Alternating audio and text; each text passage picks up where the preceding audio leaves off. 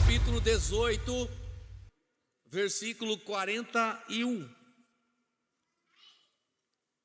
Olha, trouxe, hein? Eu trouxe para nós ganhar o chocolate, tá? Eu prometi, eu trouxe. Tá aí. Tá com a tia Amanda, hein? Segunda-feira nós vamos fazer a festa da Páscoa. E aí, eu gostaria que vocês trouxessem as crianças para participar, tá? Nós temos alguns empresários, algumas empresas que nos ajudam. E na segunda-feira nós vamos fazer a entrega dos ovos que a Cacau Show nos encaminhou. Cacau Show, gente. O negócio é top, tá? Então vem participar, traga as crianças, tá? É importante que as crianças venham, tá? Para poder participar dessa festa. Vamos lá. Então Elias disse a Acabe: sobe, vai comer e beber, porque já se ouve o barulho de abundante chuva. Ô Acabe, chega aí, vai lá, vai bater um rango, porque vai chover. Senhor Deus Todo-Poderoso, Eterno, te louvamos nessa noite, nesse lugar. Toda honra e toda glória seja dada a ti nessa noite, Pai. Fala com os teus filhos, Senhor. Fala tremendamente, pelo poder da tua glória, Senhor. Eu creio que tu és fiel, que tu és maravilhoso, que tu és poderoso, tu és único, Senhor. E o nosso coração se abre nessa noite, porque eu sei, Pai, que tu tens algo tremendo para fazer sobre as nossas vidas, em nome de Jesus. Amém. Escute. Sobre a palavra do profeta, ficou 3 anos e 6 meses sem chover. Deus determinou, o profeta orou e assim aconteceu. Quem é o profeta? Elias. Quem é o rei? Acabe. Acabe é alguém que não serviu ao Senhor, que não andou nos caminhos do Senhor. A sua mulher é uma mulher conhecidíssima, Jezabel, aquela que matou os profetas do Senhor. E é essa mesma que vai dar uma ordenança, mandar um recado para o profeta Elias, que o mataria. Elias está aqui e depois de tudo que aconteceu, de tudo que está acontecendo, ele vai matar os profetas de Baal. Lembra da história? Ele vai trazer um desafio. E qual era o desafio? Os 400 profetas de Baal vão orar. Está aqui um bezerro para você, um bezerro para mim. 400 de um lado, Elias do outro. E o Deus que derramar fogo do céu, esse é o Deus. Elias vai fazer esse desafio. Os profetas de Baal vão ficar ali durante metade do dia, clamando, se martirizando, se cortando, fazendo um monte de coisa e nada vai acontecer. Elias vai até dizer: quem sabe Baal está dormindo, vamos ver se vocês acordam ele, se alguma coisa acontece. Mas a Bíblia diz que nada está acontecendo. Depois disso, a Bíblia diz que Elias vai preparar o altar ali. 1 Reis capítulo 18, versículo 30 diz que Elias começa a preparar o altar. Coloque 1 Reis 18:30 para mim. Ele começa a preparar o altar. Ele vai preparar, porque escute uma coisa: quantos querem viver algo de Deus na sua vida? Hoje aqui é a quinta das causas impossíveis, não é isso? Quantos querem viver algo impossível? Porque para você talvez seja impossível, mas para Deus nada é impossível. Então Elias disse a todo o povo: aproxime de mim. Todo o povo se aproximou. E Elias restaurou o altar do Senhor que estava em ruínas. Depois de que os profetas de Baal nada conseguiram, agora se inicia um processo de trabalho para Elias viver aquilo que Deus tinha colocado no coração dele. Ei, escute algo: você quer viver aquilo que Deus já colocou no teu coração, tudo isso implica num processo. E eu quero dizer algo para você, que a primeira parte da tarefa para viver aquilo que Deus tem para a tua vida, a primeira parte é com você, o resto é com Deus. Amém? Porque muitas vezes a gente acredita, crê, tem fé, diz que tem fé, que acredita que crê, só que a gente muitas vezes fica esperando alguma coisa acontecer sem nada fazer. E eu quero dizer algo para você: se você espera algo de Deus, a primeira parte desse algo que você espera, cabe a você fazer. Segue o versículo 31, Pegou, vamos lá, olha lá. Quem leu a Bíblia hoje, diga amém. Então nós vamos ler agora. Eu vou contar até 3, nós vamos ler. 1, 2, 3. Pegou. Segundo as tribos de Jacó.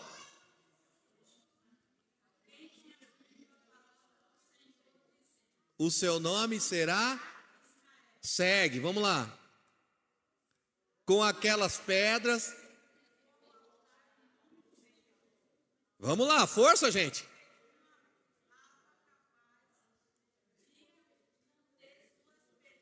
Vidas de semente, segue. Então, está trabalhando ainda. Isso, segue. Vamos trabalhar, gente. Isso. Tem gente que já está cansado, hein? Meu Deus. Pela terceira vez. E eles fizeram pela terceira vez. Quem cansou, para no meio do caminho. Segue aí. A água. Isso, segue. Vamos lá.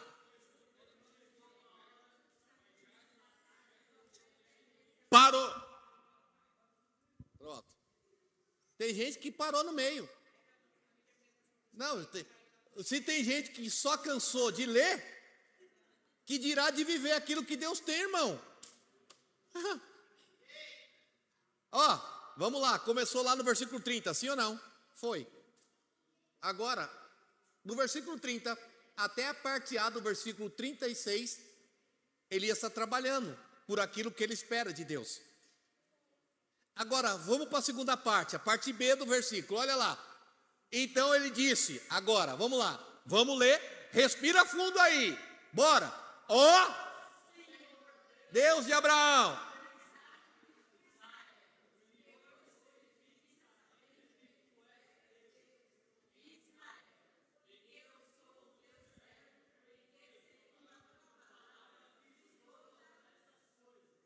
Segue aí o 37, vai. Responde-me.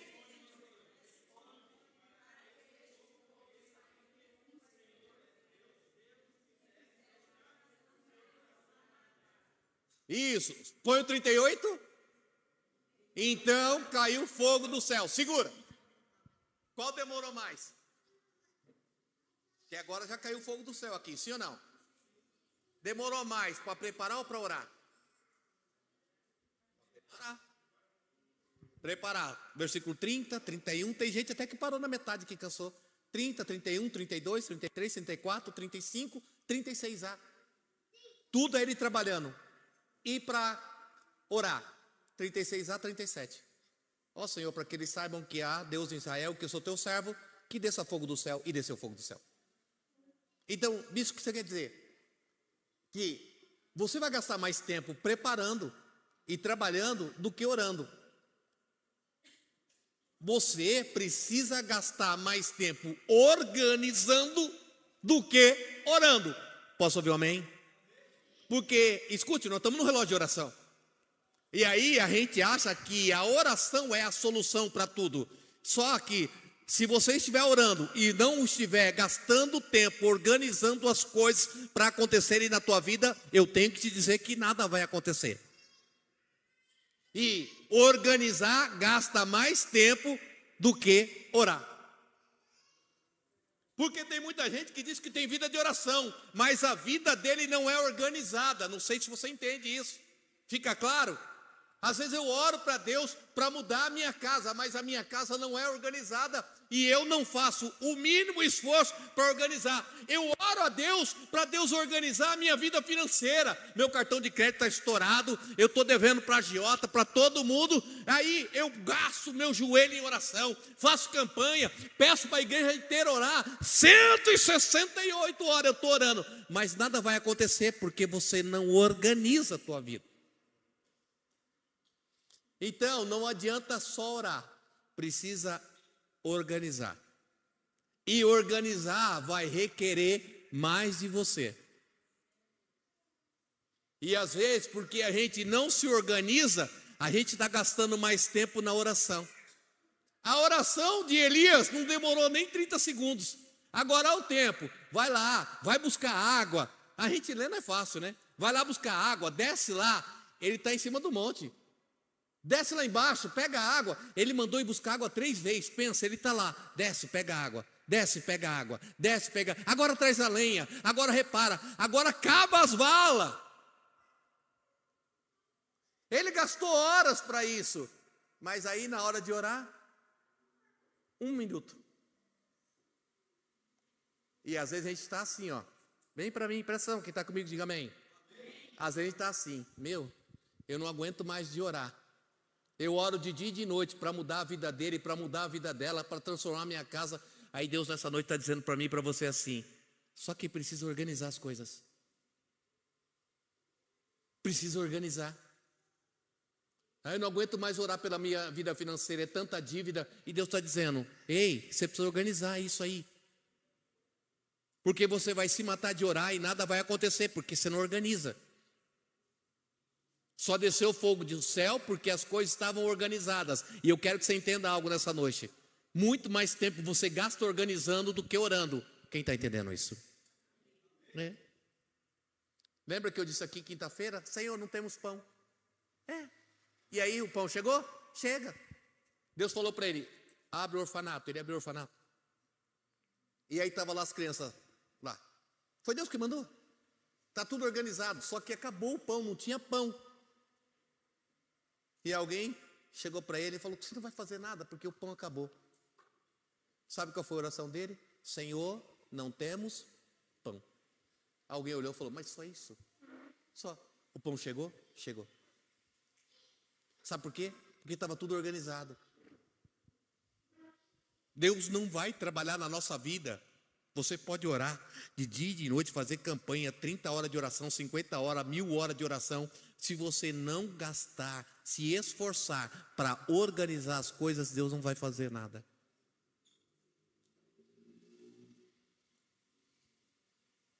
Versículo 42. 42.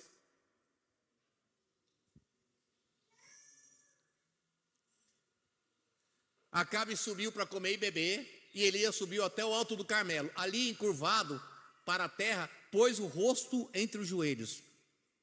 Rapaz, eu vou dizer uma coisa para você. Eu não consigo colocar o rosto entre os joelhos, não. Nossa, é difícil, hein? Para ficar nessa posição. Porque, sabe qual que é essa posição? É a posição de parto. Colocar o rosto no meio dos joelhos, sabe por quê? Porque naquela época era assim que as mulheres davam à luz.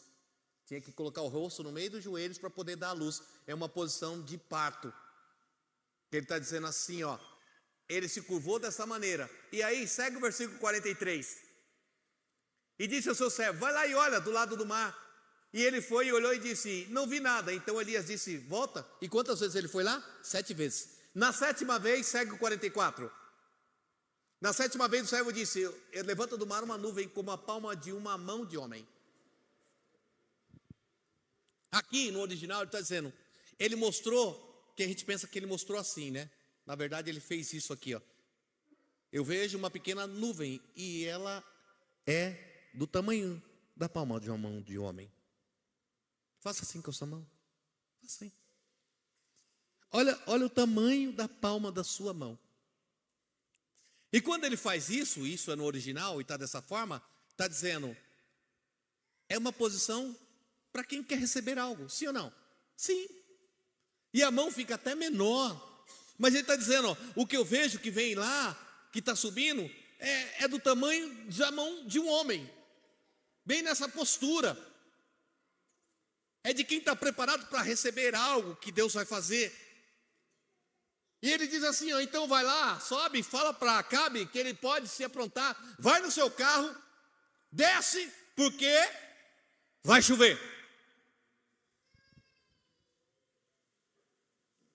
Olha só, uma coisa pequena, um negócio pequeno, uma mão pequena, mas escute uma coisa, sempre que Deus for fazer algo na minha e na tua vida, Ele sempre vai começar nas coisas pequenas, tá? O problema, muitas vezes, a nossa maior dificuldade é entender, porque nossos olhos sempre vão estar focados nas coisas grandes. E Deus diz assim, ó, sempre que eu iniciar algo na tua vida, eu vou iniciar nas coisas pequenas. Você precisa ter sensibilidade para ver que nas coisas pequenas eu estou para fazer coisas extremamente grandiosas na tua vida. Desce, Acabe, desce. É interessante que aí vai ter chuva. Põe o 45 para mim. Em pouco tempo o céu se escureceu, com as luzes, vento, caiu grande chuva, e Acabe subiu e foi para Jezreel. Vai. A mão do Senhor veio sobre Elias, que cingiu os lombos e correu na frente de Acabe até a entrada. Chegou na frente. É simples, né? Às vezes eu fico olhando para essa passagem, porque da onde Acabe e Elias estavam até Jezreel, dá 35 quilômetros, tá? Essa é de graça para você. Agora, Acabe está aparelhado, montado em cavalos, e Elias a pé. E a Bíblia diz que Elias vai chegar primeiro. Ele era bom de corrida, hein? Chegou primeiro ainda, pensa. E Elias é o profeta conhecido dessa forma mesmo. Elias é conhecido assim. Porque a Bíblia dizia o quê? A mão do Senhor, o que o povo dizia? A mão do Senhor é sobre Elias. E Elias era conhecido porque Deus fazia com que ele aparecesse. Então quando a gente vê que Elias subiu ali, o carro de fogo e tudo, a mão do Senhor era sobre ele. Quando Elias aparecia num lugar, aparecia em outro. E dessa vez não, Deus fez ele correr. Pensa ele na corrida. E tem coisa, irmão, que Deus vai fazer de uma forma, tem coisa que Deus vai fazer de outra, mas o importante é que Ele vai fazer na história da nossa vida. Isso é o mais importante, e a gente tem que entender dessa forma. 7 vezes para ver uma pequena nuvem ali, e Elias está orando, ele está orando para viver aquilo. Escute, irmão. Volta ao versículo 41 para mim.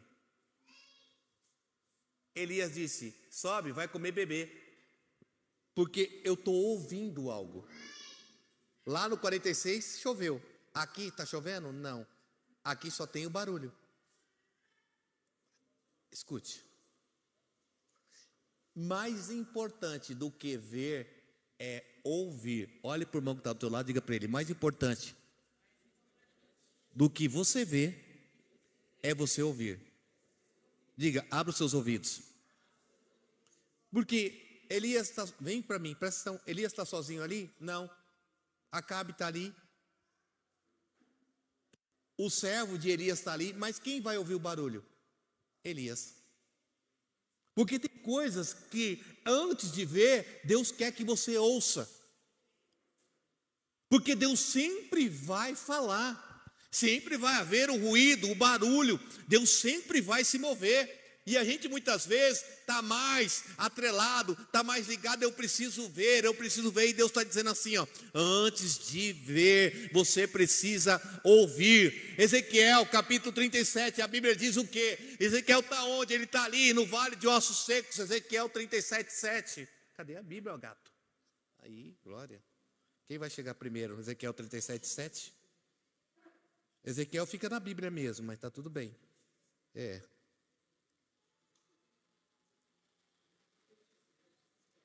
Nós vamos achar. Já achamos? Apareceu. Então profetizei conforme me fora ordenado. Enquanto eu pregava, ouviu-se no vale um barulho estranho. Isso, tem barulho. Alguma coisa aconteceu? Não, tem barulho. Ele ouviu o barulho. Então, escute. Que a gente está focado numa coisa só. A gente precisa ver para crer. E Deus está dizendo assim: eu quero dizer algo para você nessa noite. Abra os seus ouvidos para ouvir. Ouvir é mais importante do que ver. Quem vive o que Deus tem primeiro ouve. Alguma coisa aconteceu no vale aqui? Não, não aconteceu. Enquanto eu profetizava, antes de tudo eu ouvi um ruído, um barulho. E o que era? Os ossos estão se juntando com os ossos. O milagre está acontecendo, mas antes de ver o milagre, ele ouviu. Antes de você ver, Deus quer que você ouça. Hoje você está aqui, está ouvindo. Então preste atenção, abra os seus ouvidos espirituais. Porque talvez você não esteja vendo nada nesse lugar. Talvez pareça aos seus olhos naturais que esse é só mais um culto, é só mais um momento, é só mais uma reunião. E Deus está falando ao meu, teu coração: ei, querido, preste atenção, abra os seus ouvidos, porque eu estou falando com você. Há um barulho, porque Deus faz barulho, sim ou não? Sim. A gente está aqui, todo mundo reunido. Está chovendo lá fora, sim ou não? Está chovendo? Está chovendo. Você diz, mas não tem certeza se está chovendo ou não. Agora, se nós estivéssemos reunidos aqui dentro, daqui a pouco, brá, você ouve aquele trovão. Aí você vai dizer o quê? Ixi, vai chover. Porque você ouviu. Você tem certeza que vai chover, por quê? Porque você ouviu. Você não viu, mas você ouviu. Nossa, vai chover, hein? E dependendo do trovão, vai cair um pé d'água. É assim que a gente fala, sim ou não? É natural. Então Deus está dizendo para você assim, ó: ei, escute, preste atenção. Muito melhor do que você ver é você ouvir, porque quando você ouve, você atenta e se antecipa àquilo que Deus vai fazer. Você vem numa reunião como essa para ouvir o que Deus tem para a tua vida e para viver aquilo que Ele vai fazer. Não é só para ouvir e ir embora. Eu preciso entender isso. E eu preciso ter sensibilidade, porque nem todo mundo ouve, tá? Aquele que tem ouvido para ouvir, ouça. Nem todo mundo. Elias falou: ó, vai chover. Aí pegou o servo dele: vamos subir. Você está vendo alguma coisa? Estou vendo nada, não. Não, estou vendo nada. Vai lá de novo. 2, 3. Ah, tem uma nuvem lá. Negócio pequeno demais. Mas eu sei que vai chover porque eu ouvi. Diga: eu sei que Deus vai fazer algo. Sabe por quê? Porque eu ouvi. Diga para o irmão que está do teu lado, então, se você tem fé para isso, diga: eu sei que Deus vai fazer algo. Diga: sabe por quê? Porque eu ouvi. Será que você está ouvindo mesmo? Abre os meus ouvidos, não é assim que a gente canta? Abre os meus ouvidos, eu quero ouvir. Mas antes de abrir os olhos, que eu quero ver, Senhor, abre os meus ouvidos. Elias está com tanta unção que ele vai mandar até no rei, né? Ele vai falar: ó, seguinte, Acabe, desce aí, vai comer e beber, que vai chover. E Acabe vai. Quando você tem unção e sabe que você tem unção na tua vida, você sabe que você tem autoridade. Essa é a questão. O crente, quando ele tem autoridade, você conhece ele, porque ele tem unção na vida dele, porque ele tem unção. Ele vai orar quantas vezes? 1, 2, 3, 4, 5, 6, 7. Ele vai orar ali. Tem barulho, mas não tem nuvem. Mas eu ouvi. Tem barulho, Deus falou comigo. Só que eu olho para o horizonte e não tem nada. Mas eu ando por vista ou eu ando por fé? Porque é fácil acreditar quando eu vejo aquela nuvem negra lá. Ó, vai chover. E quando o céu está azul, mas eu estou falando para você, vai chover. A parte mais difícil para a gente é quando Deus está falando no nosso coração, falando no nosso ouvido, e você olha para o momento, para a situação, você olha para aquilo que você está vivendo e você não vê nada. Mas Deus está falando, mas eu olho por ambiente. E o ambiente parece que não tem nada a ver com aquilo que Deus está falando comigo. O barulho que eu estou ouvindo não bate com a realidade que eu estou vivendo. Mas e daí? Porque Deus nunca chamou você para viver assim. Porque Deus vai confundir as coisas. Irmão, isso é fé. Isso é fé. Precisa ter fé. Coloque para mim Mateus 17, 20. Escapou, hein? Olha. Mateus 17, 20. Jesus respondeu: por que as coisas não acontecem na sua vida? Por causa da sua pequena fé. Pois, na verdade, eu te digo, se você tiver fé como um grão de mostarda, dirá esse monte, mude isso aqui para lá, e esse monte mudará.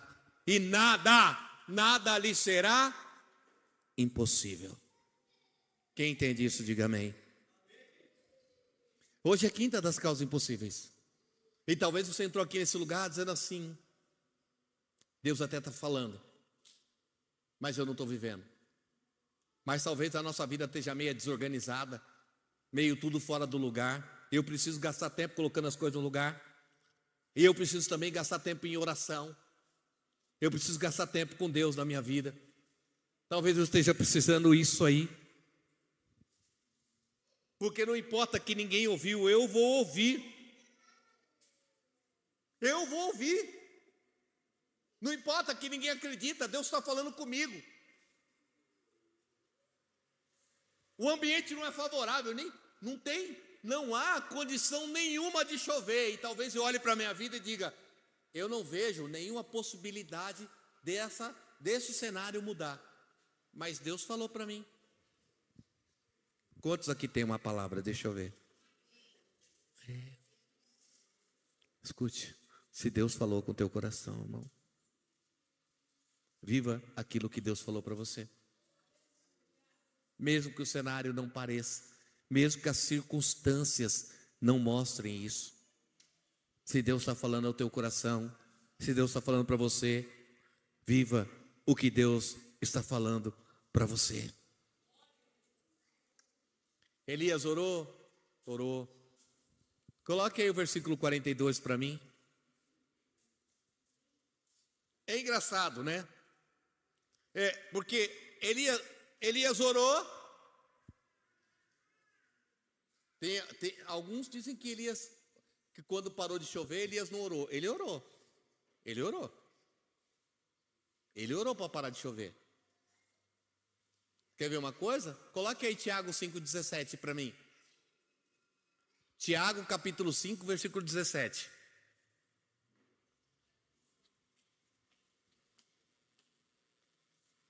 Pega a Bíblia, bebê.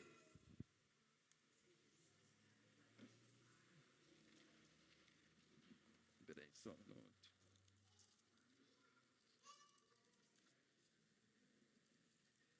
Achei a primeira lá, né? 5. Tiago 5,17. Olha lá.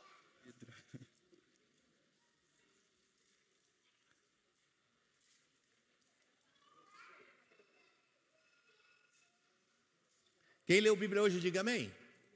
Quem não leu, diga estou lendo agora. Todo mundo leu a Bíblia hoje? 17, acho 17. Não, acho 17. Aqui. É isso mesmo. Isso. Elias era homem sujeito às mesmas paixões que nós, e orando, pediu que não chovesse. E por 3 anos e 6 meses não choveu sobre a terra. Então ele orou, não orou? É porque a gente olha lá em 1 Reis e lá ele não ora. Mas aí Tiago diz que ele orou. Ele orou e a chuva não veio. Agora, Elias vai orar e a chuva vai vir. Se você... Ei, quem está comigo, diga amém. Se você tem vida de oração, o céu responde você. Se você... Pega essa. Se você tem... Porque tem muita gente que não está sendo respondido porque não tem vida de oração. Fica bravo comigo. Eu estou orando, nada está acontecendo. Não, você não tem vida de oração. Deus não está fazendo nada na minha vida, você não tem vida de oração. Eu tenho que te falar isso. Porque quando você tem vida de oração, o céu responde você. Responde. Elias orou, parou. Ficou quanto? 3 anos e 6 meses sem chover. Ele vai orar e vai chover, sim ou não? Vai. Vai chover. Vai chover. Então, escute. E às vezes a gente, sabe, eu estou indo para a igreja, mas eu não vejo nada de Deus na minha vida, nada acontece. Você não está tendo vida de oração, bebê. Você não está tendo. Porque talvez você julgue que aquilo que você está fazendo é uma vida de oração. Às vezes a gente, está tendo relógio de oração. Você sabia que nem toda a igreja está no relógio? Não está, não está. Deveria que todos estivessem, mas tem gente que não está orando, não sei. Se a pessoa não ora, qual é a vida com Deus que ele tem? E ele acha que o céu vai responder ele? Nunca. Deus nunca vai responder você se você não ora. Me perdoa, mas eu tenho que te falar a verdade aqui. A gente só sabe falar com Deus. Ai meu Deus, muda isso, transforma aquilo. Isso aí não é orar. Isso não é orar. E sabe, ele vai orar. Volta lá, 1 Reis 18.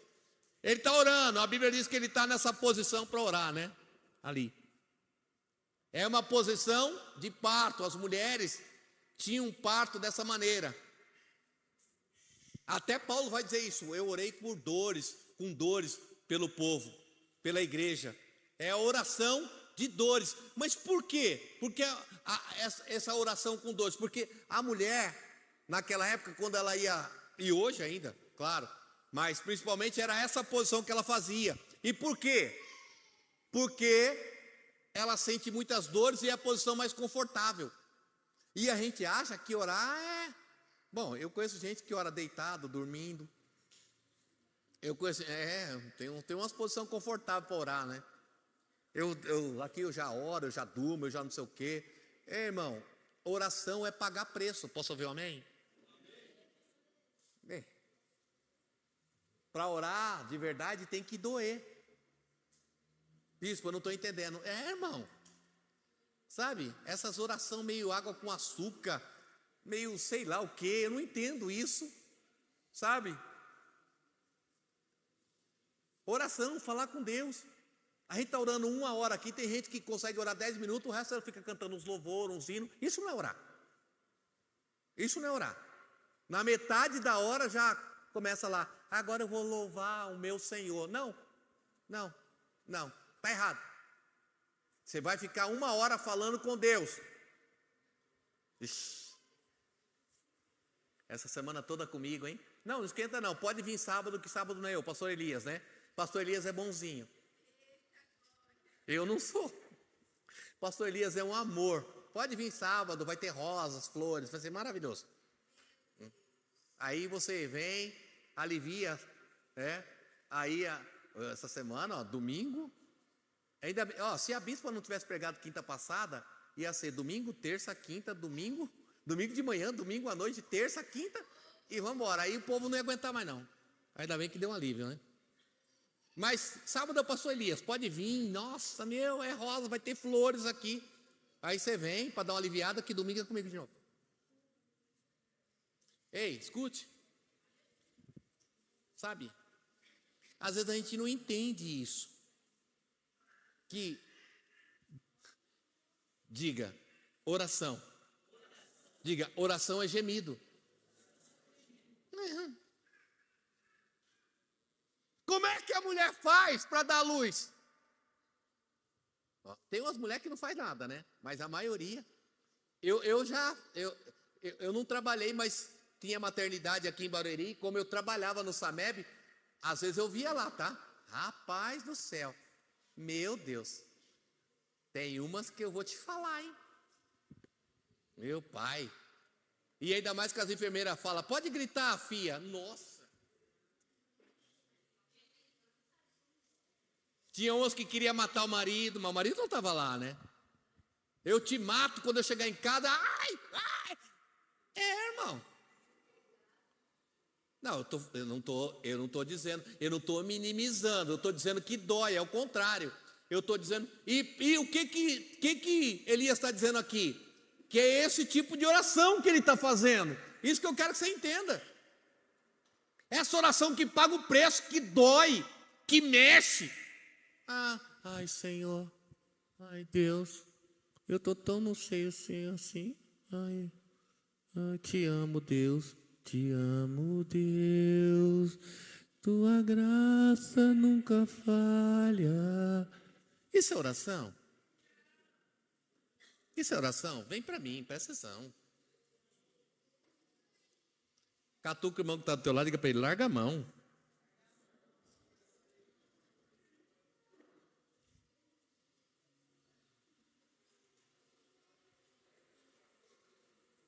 E vem mais, vem cá, quem está comigo, diga amém. E aí vai lá, né? Tá lá no parto. Aí vem o médico, né? E mete-lhe um soro, sim ou não? Que é para aumentar as dores, né? Aí aumenta a dor, contração aumenta a dor. Aí eu vou orar. Preparo uma pipoca, vou orar. Uma pipoca, um suco, um pacote de bolacha. Aí eu sento em algum lugar confortável, com uma almofada, um negócio bem macio, uma pipoquinha, um suco. Ai, Senhor, hoje é quinta, é o dia da minha hora de oração, Deus. Aleluia. Aí o celular, chega uma mensagem no WhatsApp. Aí, espera aí um pouco, Deus. Ai, não posso agora. Eu estou orando, falando com Deus. Com Deus ou com a pessoa que está lá? Aí Deus se esperou.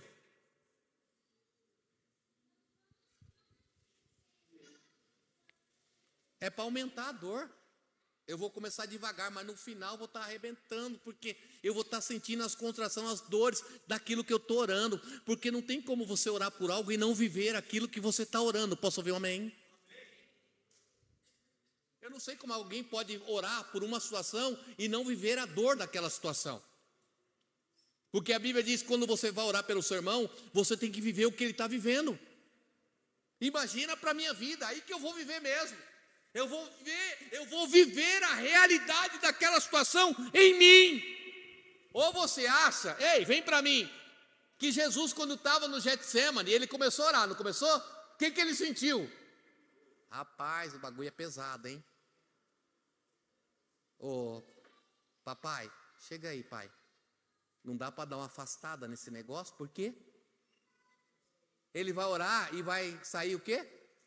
Sangue. Porque ele sentiu que o negócio era. Agora, o crente ora. Vem cá, o crente ora não sente nada. Ele ora uma hora. Não sei, amanhã ora de novo. Senti nada. Catuca o irmão que está ao teu lado, diga para ele, presta atenção. Eu sei que essa semana está pesado, mas relaxa, tá? Eu preciso te ensinar sobre tudo isso aí.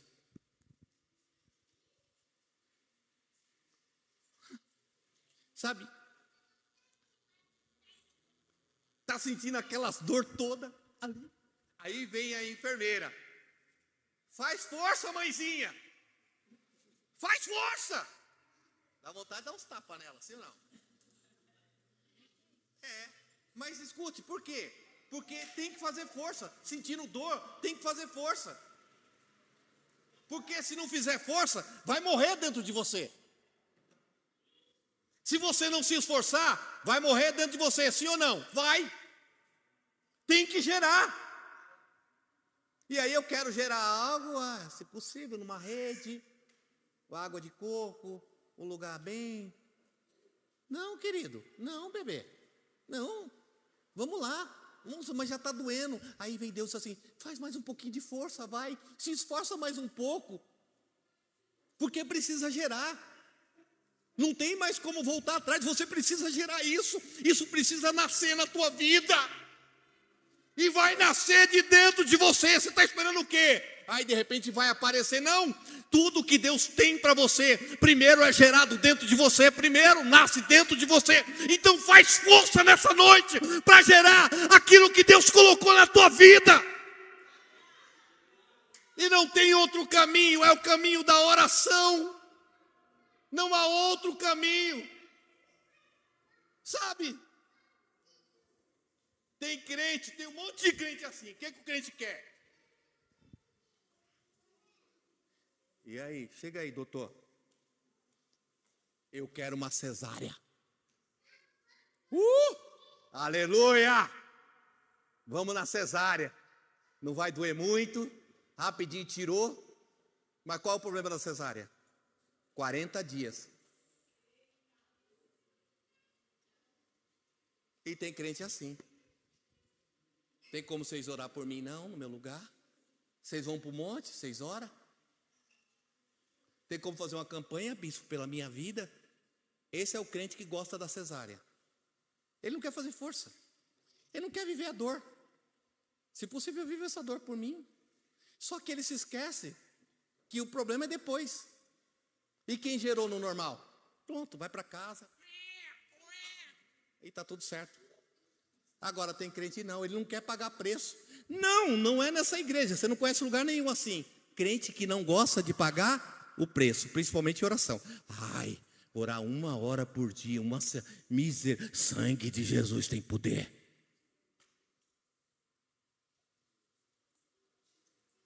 Doutor, mete uma cesárea. Um monte de crente na cesariana. Pronto. Ora por mim, aí nasce, não senti nada. Mas ele não percebe que depois, o preço que ele paga depois.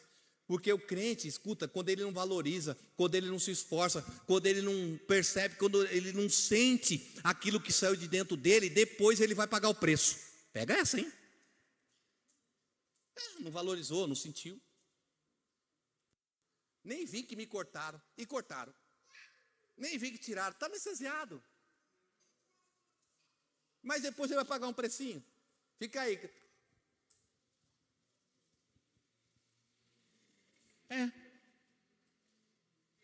E muito crente assim, prefere pagar esse preço, tá? Aqui não tem crente assim. Eu conheço igreja que tem crente assim. Não é aqui. E Deus está dizendo assim, não, você não precisa pagar esse preço. Sabe, eu sei. É doloroso. Vai ter esforço. Sim. Mas faz força. Sabe? Faz força. Gera. Vive. Sabe? Vive o sentimento. Uma mulher, quando ela tem o parto normal, é totalmente diferente de uma cesárea. Eu não sou obstetra não, tá? É totalmente diferente de uma cesárea, porque ela sente tudo aquilo. Ela sente, agora, tá. Fica aí, pronto, saiu, já nasceu, viu? Tá aqui, ó. O organismo, o corpo da mulher, quando é a cesárea, ele tem mais dificuldade em voltar à naturalidade. O ventre, o útero tem mais dificuldade. Por quê? Porque aquilo foi tirado de uma maneira que não é natural. E a gente prefere assim. Traga isso para o espiritual, porque a gente prefere assim, tá? Não, o importante é ter. Não, o fim não justifica os meios. Justifica sim no céu, tá? Justifica e justifica muito. Porque não adianta você querer ter algo que você não viveu o processo natural daquilo que Deus tinha preparado. Você não vai saber valorizar. Então, sabe, nessa noite, Deus está dizendo assim, eu tenho algo tremendo para a tua vida. Eu tenho algo poderoso para você. Mas é pequeno, vai começar pequeno. Mas, abra os teus ouvidos. Porque melhor do que ver é ouvir. E tenha sensibilidade, porque nem todo mundo vai ouvir. Mas não importa se ninguém ouviu o que eu ouvi, o importante é que eu ouvi. E o que Deus falou para mim, na maioria das vezes, não vai bater com o ambiente, nem com a situação, nem com o momento. Mas se Deus falou para mim, vai acontecer. E sabe o que eu faço agora? Eu vou orar. Eu vou orar para viver, para sentir aquilo que Deus falou. Eu vou gerar dentro de mim. Quando Deus fala com você, você começa a gerar dentro de você a verdade daquilo que Deus falou aos teus ouvidos. E aí você faz força, se esforça, até que aquilo que Deus falou para você aconteça. Quem entende isso, diga amém. Então vamos ficar de pé. Vamos orar. Vamos orar. Vamos lá? Eu quero que você coloque a mão no teu coração. Talvez você precisa abrir seus ouvidos para ouvir o que Deus está falando. Hoje Ele está falando com você aqui. Ele está falando comigo, com você, com a gente.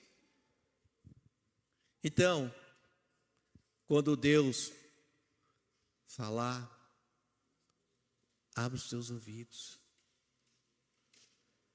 E aí a fé vem por ouvir e ouvir a palavra. Quando você ouve e presta atenção, a sua fé cresce. E quando a sua fé cresce, dentro de você gera essa força e esse desejo da oração, de viver, de entender. E aí, aquilo que Deus falou aos teus ouvidos passa a ser gerado em você. E você vai dar a luz a tudo que Deus falou para você. Você crê, sim ou não? Diga, nessa noite. Diga, nessa noite, eu vim aqui para dar a luz a tudo. Diga tudo que Deus falou para mim.